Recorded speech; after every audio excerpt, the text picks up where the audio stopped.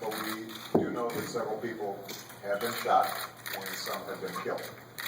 So we are confronting yet another mass shooting. And today it happened on a military installation in our nation's capital. It's a shooting that targeted military and civilian personnel. These are men and women who were going to work, doing their job, protecting all of us. They're patriots. And they know the dangers of serving abroad, but today they face the unimaginable violence that they wouldn't have expected here at home. So we offer our gratitude to the Navy and local law enforcement, federal authorities, and the doctors who have responded with skill and bravery. I've made it clear to my team that I want the investigation to be seamless so that federal and local authorities are working together. And as this investigation moves forward, we will do everything in our power to make sure whoever carried out this cowardly act is held responsible. And in the meantime, we send our thoughts and prayers to all at the Navy Yard who've been touched by this tragedy. We thank them for their service. We stand with the families of those who've been harmed. They're going to need our love and support. And as we learn more about the courageous Americans who died today, their lives, their families, their patriotism, we will honor their service to the nation. They helped to make great. And obviously, we're going to be investigating thoroughly what happened, as we do so many of these shootings, sadly, that have happened, and do everything that we can to try to prevent them. Now, in recent weeks, much of our attention has been focused on the events in Syria. The horrible use of chemical weapons on innocent people, including children, the need for a firm response from the international community, and over the weekend we took an important step in that direction towards moving serious chemical weapons under international control so that they can be destroyed. And we're not there yet, but if properly implemented, this agreement could end the threat these weapons pose not only to the Syrian people, but to the world. I want to be clear, though, that even as we've dealt with the situation in Syria, we've continued to focus on my number one priority since the day I took office: making sure we recover from the worst economic crisis of our lifetimes and rebuilding our economy so it works for everybody who's willing to work hard, that everybody who's willing to take responsibility for their lives has a chance to get ahead.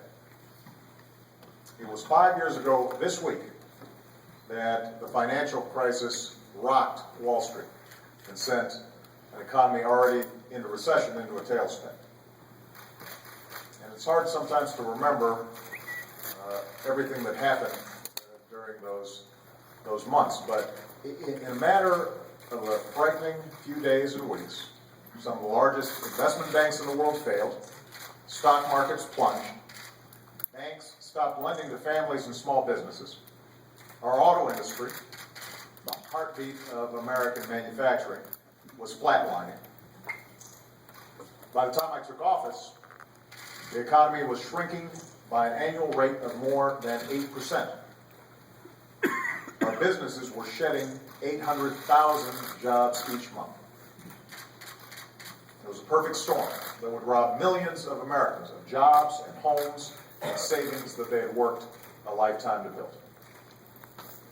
And it also laid bare the long erosion of a middle class that for more than a decade has had to work harder and harder just to keep up. In fact, most Americans who've known economic hardship these past several years, they don't think about the collapse of Lehman Brothers when they think about the recession. Instead, they recall the day they got the gut punch of a pink slip, or the day a bank took away their home, the day they got sick but didn't have health insurance, or the day they had to sit their daughter or son down and tell him or her that they couldn't afford to send their child back to college the next semester. And so those are the stories that guided everything we've done.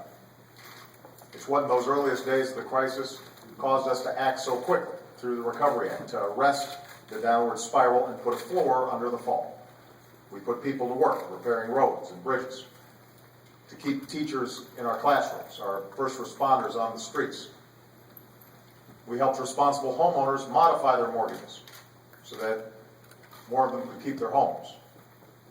We helped jumpstart the flow of credit to help more small businesses keep their doors open. We saved the American auto industry.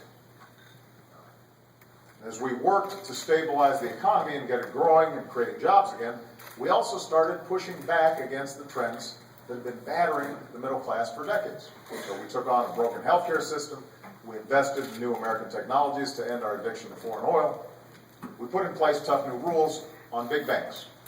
Rules that we need to finalize before the end of the year, by the way, to make sure that the job is done.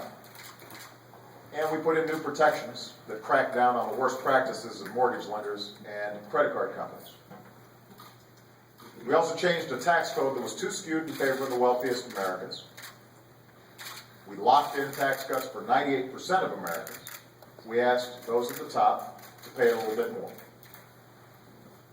So if you add it all up, over the last 3.5 years, our businesses have added 7.5 million new jobs. The unemployment rate has come down, our housing market is healing, our financial system is safer. We sell more goods made in America to the rest of the world than ever before. We generate more renewable energy than ever before. We produce more natural gas than anybody. Healthcare costs are growing at the slowest rate in 50 years. And just 2 weeks from now, millions of Americans who've been locked out of buying health insurance just because they had a pre-existing condition, just because they've been sick or they couldn't afford it, they're finally going to have a chance to buy quality, affordable health care on the private marketplace. What all this means is we've cleared away the rubble from the financial crisis, and we've begun to lay a new foundation for economic growth and prosperity. And in our personal lives, I think a lot of us understand that people have tightened their belts, shed debt, refocused on the things that really matter. All of this happened because, ultimately, of the resilience and the grit of the American people. And we should be proud of that. And on this 5-year anniversary, we should take note of how far we've come from where we were 5 years ago. But that's not the end of the story. As any middle-class family will tell you, or anybody who's striving to get in the middle class, we are not yet where we need to be. And that's what we've got to focus on. All the remaining work that needs to be done to strengthen this economy